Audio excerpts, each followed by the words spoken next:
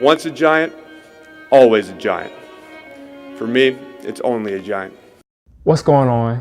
Diggy546. Definitely hit that subscribe button if you're new. Like the video if you like the video. And I won't tell if you click that bell. But let's go ahead and get into this. To give my quick thoughts again on Logan Ryan, he's going to be a guy that's versatile. I've seen him cover the outside receivers. I've seen him cover slot receivers. He was a slot guy, I'm pretty sure, more often in New England. I think last year he was more of an outside guy. And he's also played both safety positions. Patrick Graham's defense, he needs his secondary to be very fluid. Joe Judge wants all of his players to be very fluid. And Logan Ryan is just perfect for that. He's played safety, he's played linebacker. He's played, outside linebacker, inside linebacker. Of course, not full time, but he's lined up at all of these positions: slot corner, boundary corner, everywhere on the field. He's been great pretty much everywhere he's been. He's a blitzer. He had, I think, 4 or 5 sacks last year. He's a guy that gets a ton of tackles every year. So he said he wants to be defined as a safety. Obviously, he's not going to play safety full time here, but he's a guy that gets so many tackles that he wants to be defined as a safety. At corner, he defended guys like DeAndre Hopkins. And in the AFC Championship, I saw him on Travis Kelce. He did a pretty good job when he was covering him. So he's also a guy that can cover the tight ends. But this dude as a blitzer is really good. In run support, he's really good.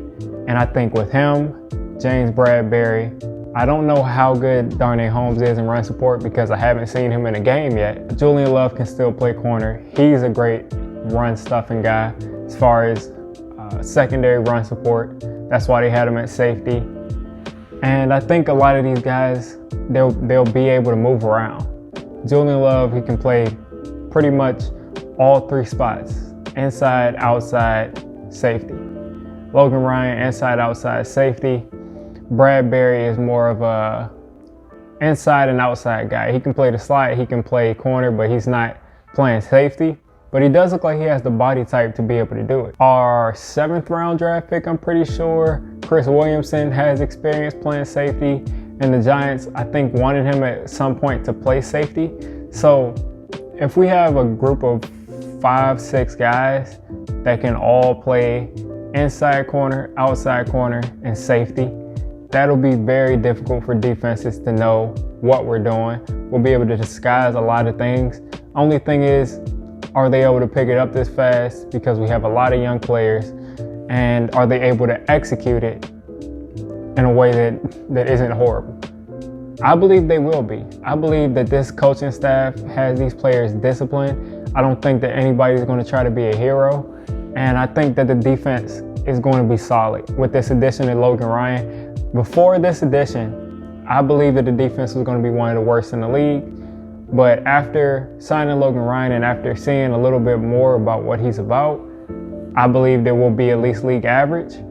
And with people like Lorenzo Carter and people like Marcus Golden and Kyler Fackrell, if they can play to their potential, with Fackrell and Marcus Golden being double-digit sack guys and Lorenzo Carter being an athletic freak, if he can get 9 sacks, if we can get any kind of a consistent pass rush, the defense can be a lot better, tons better than we thought.